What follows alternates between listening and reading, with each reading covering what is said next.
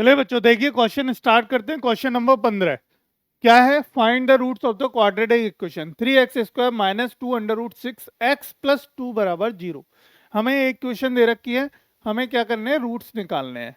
तो 3x² है ना, लिखते हैं जरा क्वेश्चन को। 3x² माइनस के 2 अंडर रूट 6x प्लस 2 बराबर 0 है ना, ये दे रखा है।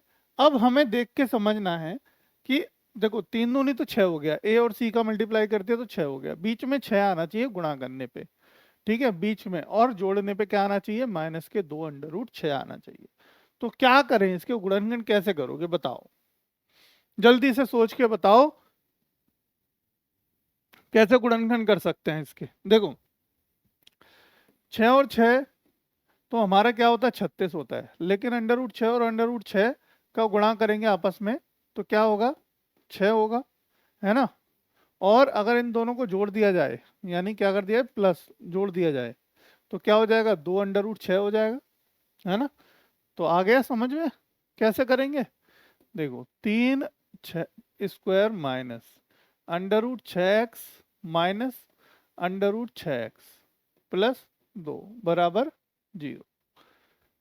देखा कितना लॉजिक था।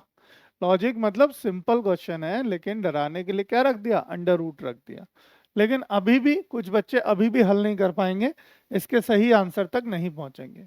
क्यों नहीं पहुंचेंगे ये समझना बहुत जरूरी है। देखो यहाँ क्या कॉमन लोगे बताओ? एक्स के अलावा और क्या कॉमन आएगा? एक्स तो आ ही रहा है, खैर, है ना। एक्स तो दिख रहा है, यहाँ भी एक एक्स है, यहाँ भी 2 एक्स है, एक तो एक्स आ गया, एक तो क्या निकाल दिया हमने? एक्स बाहर निकाल दिया।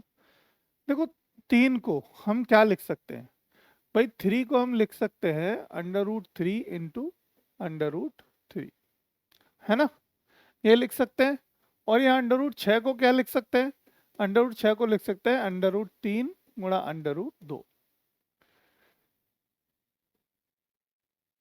ठीक है।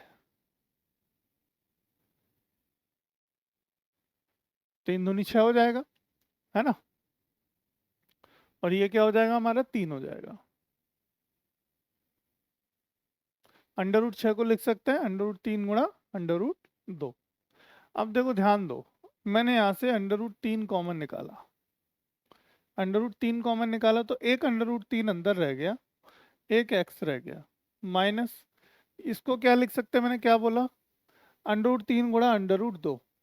तो यहाँ पे क्या रह जाएगा? अंडर रूट 2 रह जाएगा, माइनस माइनस का यहाँ पे क्या ले लो? अंडर रूट 2 कॉमन लो, क्या बचेगा? अंडर रूट 3x, ठीक है, माइनस अंडर रूट 2 बराबर 0। भाई 2 को भी तो वही लिख सकते हैं, under root 2 into under root 2, है ना। चलो अब देखो यहाँ पे क्या हो गया? अंडर रूट 3x माइनस 2 और अंडर रूट 3x माइनस 2 बराबर क्या चल रहा है हमारा? 0। दोनों को बराबर 0 के रखो तो अंडर रूट चल रहा है, यहाँ भी दोनों पे अंडर रूट है, ठीक है। Under root 3x minus under root 2 बराबर 0। तो x बराबर क्या हो जाएगा? Under root 2 upon under root 3। तो x बराबर इसको लिख सकते हैं ब्रैकेट में अंडर रूट 2 अपॉन 3, ये लिख सकते हैं। देखो under root 3x minus under root 2 बराबर 0, तो अंडर रूट 3x बराबर अंडर रूट 2, तो x बराबर under root 2 upon under root 3, है ना। और ये भी क्या हो गया? x बराबर अंडर रूट में 2 अपॉन 3। दोनों ही हमारे क्या आ गए? सेम आ गए। दोनों ही रूट्स क्या आए हैं? सेम रूट्स आए हैं। अंडर रूट में, स्क्वायर रूट में 2/3 2/3, अंडर रूट में 2/3 2/3, यानी ऑप्शन नंबर क्या हो गया? सी राइट आंसर हो गया।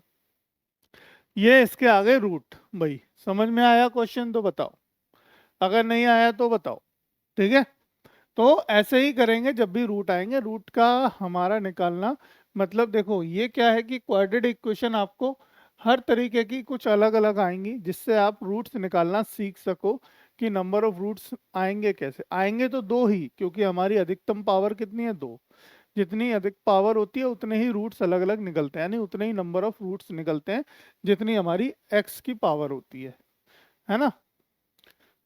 क्लियर है? थोड़ा सा हमारा बेसिक मैथ क्लियर होना चाहिए, यानी कि पता होनी चाहिए चीजें कैसे कर सकते हैं। जैसे कि हमने देखा अंडर रूट 6 को लिख सकते हैं हम अंडर रूट 3 गुणा अंडर रूट 2, बड़े आराम से लिख सकते हैं, कोई समस्या नहीं है।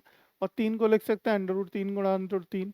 और सिमिलरली अंडर रूट 2 को भी लिख सकते हैं क्या, सॉरी 2 को लिख सकते हैं, 2 को लिख सकते हैं under root 2 into under root 2, है ना? यही लिख सकते हैं square root into square root, simple. चलो फिर आगे बढ़ते हैं, देखो अगला क्वेश्चन देखते हैं।